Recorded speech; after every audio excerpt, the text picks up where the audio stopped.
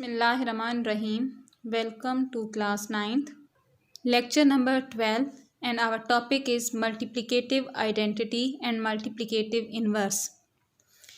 Dear students, जैसे कि आप लोगों को पहले लेक्चर्स में मैंने आप लोगों को बताया था कि एडिटिव आइडेंटिटी और एडिटिव इन्वर्स क्या होता है, इसी तरह से आज के टॉपिक में हमारे पास जाएगा multiplicative identity and multiplicative inverse के बारे में।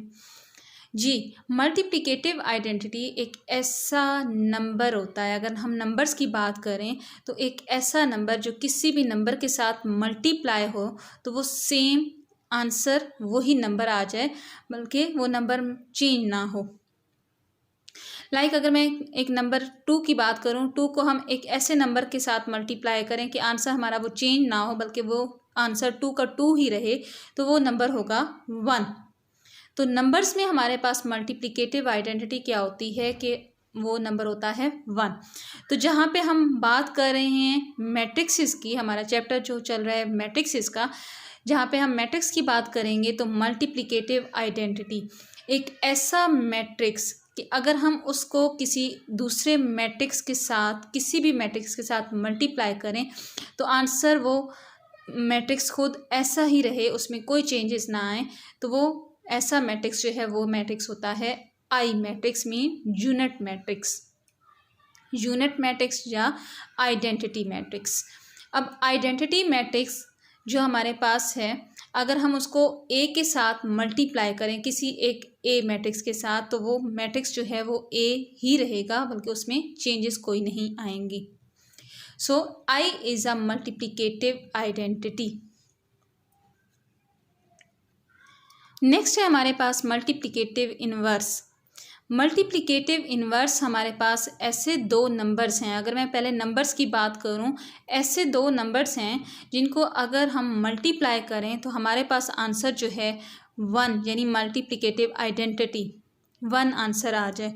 तो वो नंबर क्या होता है, वो एक दूसरे के रेसिप्रोकल्स नंबर्स होते हैं, मीन मल्टीप्लिकेटिव इन्वर्स होते हैं।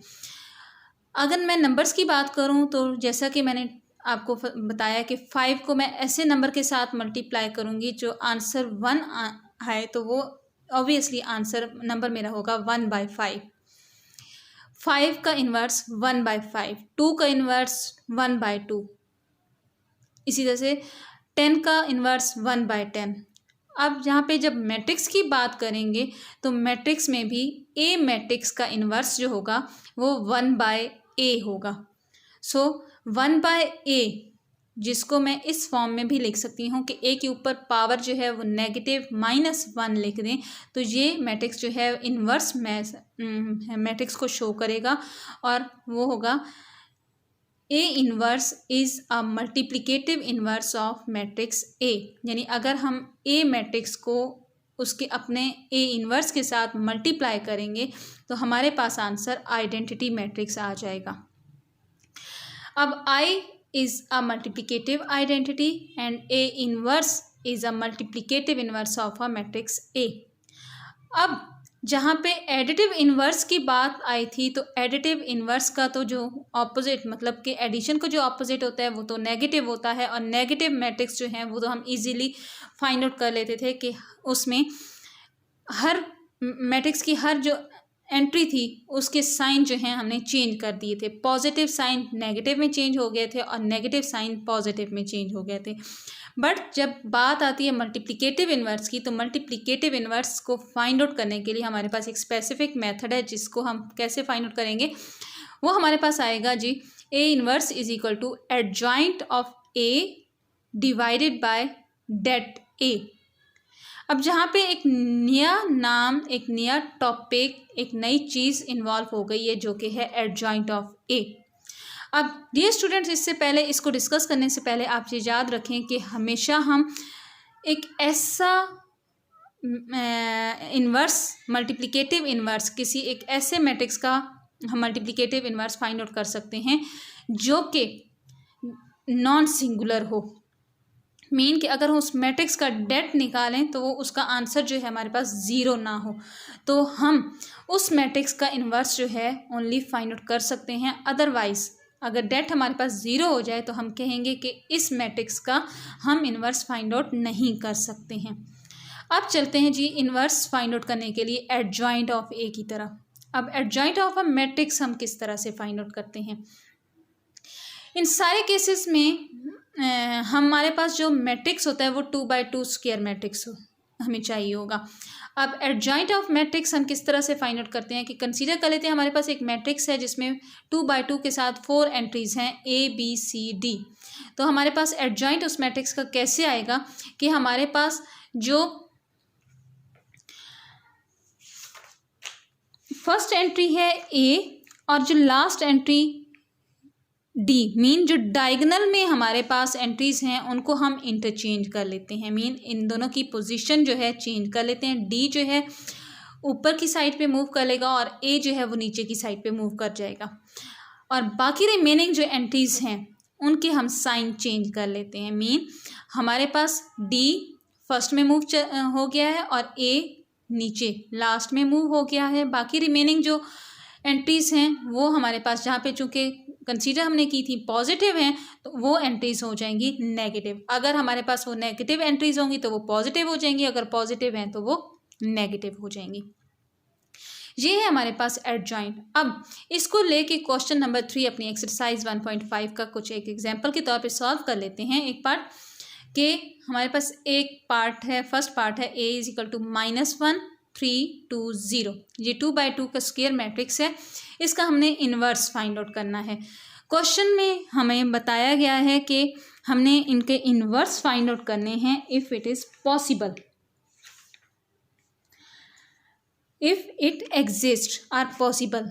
एग्जिस्ट कब करेगा किसी भी मैट्रिक्स का इन्वर्स, अगर उसका डेट जब हम फाइंड आउट करेंगे वो ≠0 होगा तब। अगर किसी मैट्रिक्स का डेट जो है वो =0 के हो जाए तो हम यहाँ पे लिख सकते हैं कि it has no inverse, multiplicative inverse. अब जैसे फर्स्ट पार्ट है हमारे पास A का, तो हमने इसका इन्वर्स कैसे फाइंड आउट करना है, उसके लिए हमें चाहिए एडजॉइंट ऑफ A, उसको डिवाइड करेंगे डेट ऑफ A से। और चूंकि हमारे पास इन्वर्स का रूल क्या है फाइंड आउट करने के लिए कि हमें डेट जो है उसका ≠0 आना चाहिए, तो हमने सबसे पहले इसका डेट फाइंड आउट किया है जो कि हमारे पास इक्वल आ रहा है -6 के एंड ≠0 है। सो हम इसको फर्दर आगे सॉल्व कर सकते हैं।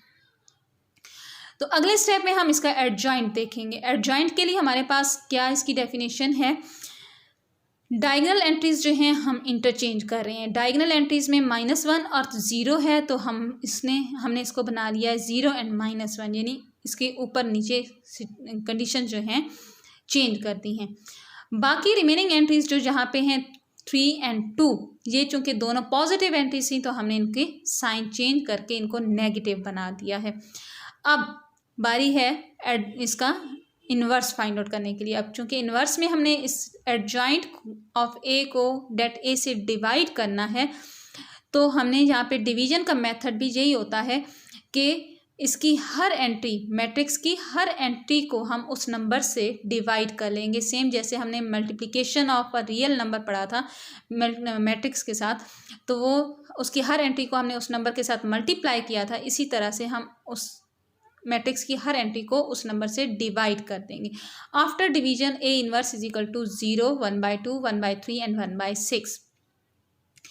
ये हमारे पास इस A मैट्रिक्स का इन्वर्स आया है। इसको कंफर्म करने के लिए कि क्या ये हमारे पास क्वेश्चन जो है ठीक हमने सॉल्व किया है या नहीं किया हुआ, इसको कंफर्म करने के लिए आप रफ में, यानी क्वेश्चन की डिमांड नहीं है, क्वेश्चन की डिमांड हमारे पास यहीं तक थी कि हमने A इन्वर्स फाइंड आउट करना था। सिर्फ अपने उस पर कि हमने क्या क्वेश्चन सही किया है या नहीं किया, हम क्या करेंगे A मैट्रिक्स को अपने A इन्वर्स में जो मैट्रिक्स है उन दोनों को मल्टीप्लाई करके देखेंगे सेम एज इट इज़। जहाँ पे इस तरह से अगर इन दोनों मैट्रिक्स का आंसर आइडेंटिटी मैट्रिक्स, और आइडेंटिटी मैट्रिक्स क्या है कि जहाँ पे डायगोनल्स में 1 आना चाहिए और बाकी रिमेनिंग एंट्रीज जो हैं 0 0 आनी चाहिए।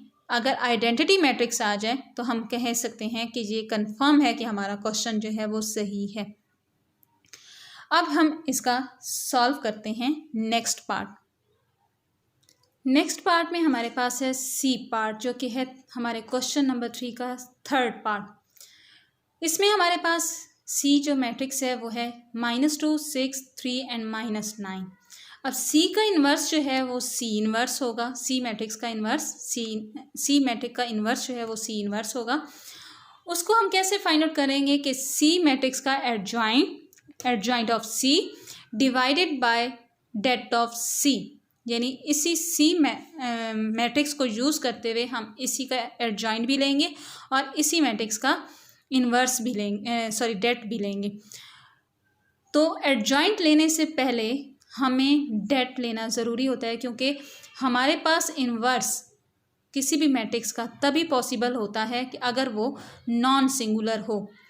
तो इससे पहले हम इसका डेट निकाल लेते हैं। डेट के लिए जब हम इसमें क्रॉस मल्टीप्लाई करते हैं तो -2 multiply by -9 multiply by -2 is equal to +18, -3 multiply by 6 is equal to 18, 18 - 18 is equal to 0। जब डेट का आंसर 0 आ जाए तो इट्स मीन्स कि ये मैट्रिक्स हमारे पास सिंगुलर मैट्रिक्स है। Singular matrix does not